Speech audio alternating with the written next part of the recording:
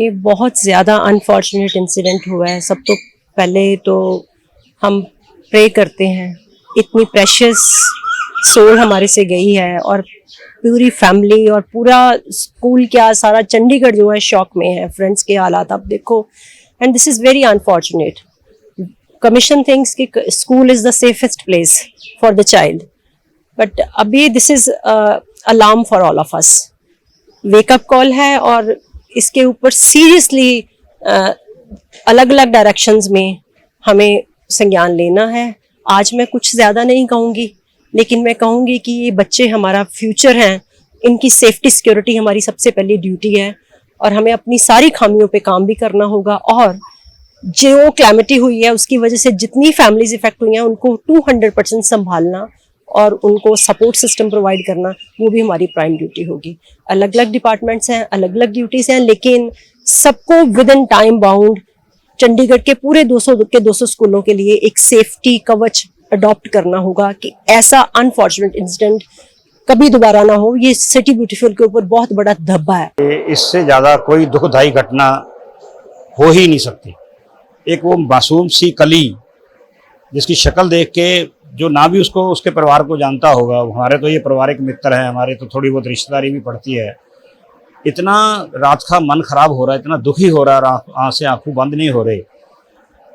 जहाँ तक आपके इस सवाल का है, ये मैं समझता हूँ इसकी पूरी की पूरी जिम्मेवारी अगर है तो वो चंडीगढ़ एडमिनिस्ट्रेशन की है। ये नहीं है कि चुने हुए नुमाइंदों ने कभी इस पर आवाज़ नहीं उठाई। मेरे मेयर होते हुए पहले जब कोई बहुत आंधी चलती थी, पेड़ गिरते थे, गाड़ियों का नुकसान हो जाता था, लोग इंजर्ड हो जाते थे, हर बार हमने हाउस में भी इस बात को उठाया कि आप हेरिटेज के नाम पर और कितना शहर का नुकसान करोगे। अगर इसको हेरिटेज डिक्लेयर करना है, वैसे तो 70 साल का शहर को हेरिटेज मानना मेरे हिसाब से अब बेमानी सी बात है। शहर वो होते हैं जो 400, 500, 1000 साल पुराना शहर और उसमें वो चीज़ें हों तो उसको तो हेरिटेज शहर डिक्लेयर करना चाहिए। ये तो नया प्लान्ड सिटी है, गवर्नमेंट ऑफ इंडिया के प्लानिंग में भी नया शहर है, तो हेरिटेज कहाँ है? इस पे पहला सवाल तो ये कि हेरिटेज शहर है, अब उसमें कुछ पेड़ हैं, आपने कभी जाके सर्वे किया कि देखा उनकी हालात क्या है?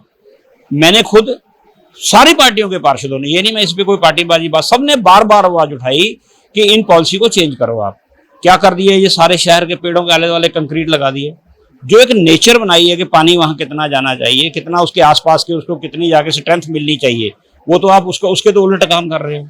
ऐसी जिंदगियां और कितने खतरे में डालोगे? ये को पहली ये ठीक है कि बच्चा इस तरह पेड़ के नीचे गिरा और बहुत दर्दनाक मौत हुई है, लेकिन क्या इससे पहले ऐसी घटनाएं नहीं हुई?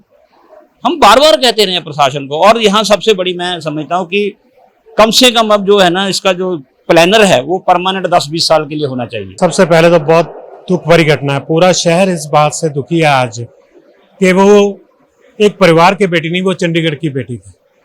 बेटियों का चले जाना और एक बेगुनाह बेटी का चले जाना, इस तरीके से नेग्लिजेंसी है प्रशासन की, उस वजह से चले जाना, स्कूल प्रशासन की भी लापरवाही है कहीं ना कहीं इसमें, और चले जाना बड़ा दुखदाई है। हम सब दुख में शरीक होने के लिए आज यहाँ पे इकट्ठे हुए हैं। और मेरे तो पारिवारिक ताल्लुकात हैं इनसे कि मेरी नीस और इन बेटी जिसकी डेथ हुई उसकी बड़ी सिस्टर लगभग पूरा दिन इकट्ठे रहते हैं। तो इस तरह से हमारे तो एक तरह से पारिवारिक ताल्लुकात हैं इनसे। तो मुझे बहुत दुख हुआ इस बात का जब कल मुझे पता चला, तो एकदम से मतलब shocking incident for whole Chandigarh. पूरे चंडीगढ़ नहीं, आज वो पूरे देश में आज ये खबर जब चल रही है तो वो अब पूरे देश की बेटी हो गई है।